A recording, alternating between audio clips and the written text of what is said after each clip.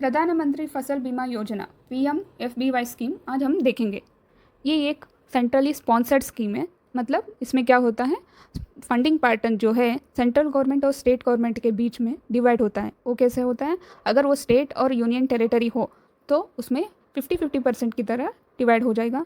अगर ये एक नॉर्थ ईस्टर्न स्टेट्स हैं तो उसमें क्या हो जाएगा, सेंट्रल गवर्नमेंट 90% बेयर करेगी और स्टेट गवर्नमेंट 10% बेयर करेगी।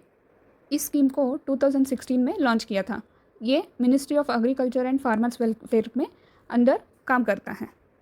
ये एक अम्ब्रेला स्कीम है। मतलब इसमें क्या होता है, 2-3 पहले वाले जो स्कीम्स थे वो रिप्लेस हो जाते हैं।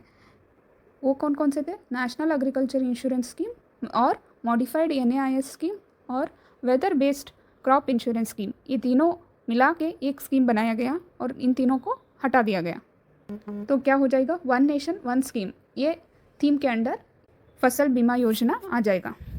ये किस लिए बनाया गया था, पहला एक फार्मर्स को फाइनेंशियल सपोर्ट देने के लिए, दूसरा अगर किसानों की क्रॉप लॉस हो जाए या डैमेज हो जाए तो उनमें इनकम स्टेबलाइज करने के लिए, और तीसरा हमेशा एग्रीकल्चर सेक्टर में कैश फ्लो हो जानी चाहिए।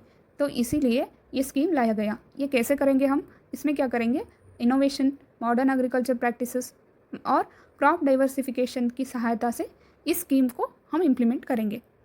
इसमें कौन कौन से क्रॉप्स इंक्लूड हो जाते हैं आज हम देखेंगे। वो है फूड क्रॉप्स, सीरियल्स हो गया, मिलेट्स हो गया, पल्सेस, ऑयल सीड्स, ये सब, और कमर्शियल क्रॉप्स भी हो सकते हैं और हॉर्टिकल्चर क्रॉप्स भी हो सकते हैं। ये सब इंश्योरेंस कवरेज में आ जाते हैं। और इसको कैलकुलेट कैसे करते हैं, ये है एरिया बेस्ड अप्रोच की सहायता से इसको कैलकुलेट करते हैं। एरिया बेस्ड अप्रोच, इसमें क्या होता है, एक विलेज को एक एरिया की तरह कंसिडर करते हैं एक क्रॉप के लिए, और उसके पिछले 7 ईयर्स की यील्ड निकालते हैं। उस यील्ड में 5 कौन से साल बेस्ट है उसका एवरेज निकाल के हम इस साल की थ्रेशोल्ड यील्ड कन्वर्ट करते हैं। ये यील्ड एस्टिमेशन कैसे किया जाता है, उसके लिए हम यूज़ करते हैं asterisk manual yield estimation system based on technology. एक मैनुअल है, ये ग्राम पंचायती लेवल पे वर्क करता है। फिर कौन कौन से स्टेजेस इंश्योरेंस कवरेज में आ जाते हैं वो आज देखेंगे। इसमें ऑल स्टेजेस इंक्लूड हो जाते हैं प्रोडक्शन साइकिल के। पहला सोइंग हो गया, प्लांटिंग हो गया, जर्मिनेशन। इस स्टेज में अगर कम बारिश हुई या फिर बहुत ज़्यादा बारिश हुई, मतलब प्रतिकूल मौसम हुआ, तो बाधा उत्पन्न हो जाती है, तो इसीलिए उस इंक्लूड किया गया है। दूसरा स्टेज है जब फसल की ग्रोथ होती रहती है, तब कुछ अनहोनी हो जाए, लॉस हो जाए यील्ड में, तो इंक्लूड किया जाता है। तीसरा हार्वेस्टिंग स्टेज पे अगर कुछ अनहोनी हो जाए, क्लाइमेट चेंज हो गया, तो वो भी कवरेज इंक्लूड है। ये कवरेज हार्वेस्ट सीजन में हार्वेस्ट करने के बाद 2 हफ्ते तक रहेगा। इसमें जो भी लॉस होगा वो क्लाइमेट चेंज की वजह से होना चाहिए, हेलस्टॉर्म की वजह से होना चाहिए, अगर लैंडस्लाइड हो गया, क्लाउड बस्ट होना चाहिए, ये सब एग्जांपल्स है। इसमें कौन कौन से रीजंस इंक्लूड नहीं किया जाता वो आज देखेंगे। वो है वॉर होना चाहिए, न्यूक्लियर रिस्क होना चाहिए, और दुरुद्देश्य की वजह से डैमेज खुद किया होगा। तीसरा है कुछ हम अवॉइड कर सकते थे, वैसे रिस्क अगर इंक्लूड है तो तब इंश्योरेंस अप्लाई नहीं होगा। प्रीमियम कैसे देना है, अगर खारिफ क्रॉप्स हैं तो उस पर 2% लगेगा, अगर राबी क्रॉप्स हैं तो 1.5% लगेगा, अगर कमर्शियल क्रॉप्स है उसमें 5%, हॉर्टिकल्चर क्रॉप्स के लिए भी 5% है। कैलकुलेट कैसे किया जाए आज उसके लिए एग्जाम्पल से समझेंगे। एक फार्मर है, उसके पास 1 हेक्टेयर की ज़मीन है, तो उस पर वो एक खारिफ क्रॉप उगा रहा है। तो खारिफ क्रॉप में कितना होगा, 2% होगा, तो उसमें हम 20% का इंश्योरेंस ले रहा है। तो क्या करेगा इंश्योरेंस कंपनी, उस पर 6,000 रुपये की प्रीमियम भरने के लिए बोलेगा।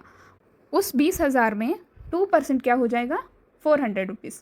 वो 400 रुपीज़ फार्मर भरेगा, बाकी जो अमाउंट होगा वो गवर्नमेंट भरेगा। उस बाकी जो अमाउंट होगा उसमें अगर स्टेट और यूटी है तो 50% सेंट्रल गवर्नमेंट, स्टेट गवर्नमेंट भरेगा। अगर नॉर्थ ईस्टर्न स्टेट्स है तो उसमें क्या हो जाएगा, 90% सेंट्रल गवर्नमेंट भरेगा। ये जो इंश्योरेंस सम है वो कैलकुलेट किया जाता है यूजिंग MSP, जो गवर्नमेंट पहले ही डिक्लेयर किया जाता है। और अभी हमने कहा 6,000 रुपये, वो कैसे आया, क्या करता है इंश्योरेंस कंपनी, हर एक लैंड पे एक APR रेट सेट करता है, डिपेंड्स ऑन इरिगेशन है या उसकी फैसिलिटी के हिसाब से। APR है एक्चुअल प्रीमियम रेट, उसमें क्या होता है, इस इंस्टेंस में 30% है, तो इसीलिए 20,000 की 30% मतलब 6,000 रुपये। ये 6,000 रुपये प्रीमियम होगा। चलिए कुछ टर्म्स देखा जाते हैं। इसमें क्या होता है, स्टेट्स और यूटी की पार्टिसिपेशन वॉलंटरी है और फार्मर्स का भी पार्टिसिपेशन वॉलंटरी है। अगर वो जुड़ना चाहते हैं तो वो जुड़ सकते हैं। और इसमें क्या होगा, स्टेट खुद अपनी एक इंश्योरेंस कंपनी सेटअप कर सकती है और इस इंश्योरेंस कंपनी में 3 साल तक वो बिज़नेस को अलोकेट कर सकती है। अगर बाद में करना है तो उसमें बिडिंग प्रोसेस होगा।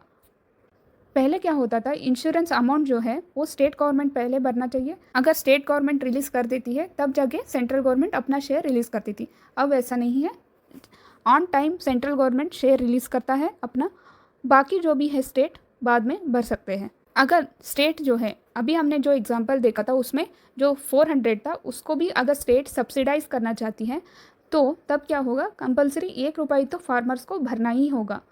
ये इसीलिए ताकि वो एनरोलमेंट और ट्रैकिंग सिस्टम में इंक्लूड हो जाए। इस स्कीम को implement national crop insurance portal under DG claim की मॉडल से इम्प्लीमेंट किया जाता है सेंट्रल गवर्नमेंट से। स्टेट खुद से अपना एक पोर्टल बना नहीं सकता और थर्ड पार्टी के पोर्टल यूज़ नहीं कर सकता। और फार्मर्स जो भी हैं इसमें जो डेटा अपलोड करते हैं वही फार्मर्स इस पे एलिजिबल है। ये डेटा जो है उसमें आधार कार्ड कंपलसरी है। इस डीजी क्लेम मॉडल को हम सिर्फ सेंट्रल गवर्नमेंट और स्टेट गवर्नमेंट ऑपरेट कर सकते हैं। फार्मर्स को एसएमएस के थ्रू लिंक भेज के इन्फॉर्म किया जाता है। इस स्कीम में weather information network data system portal से मिलेगा। ये हुई Pradhan Mantri Fasal Bima Yojana scheme. Thank you so much. Please share, subscribe and like the video. Thank you.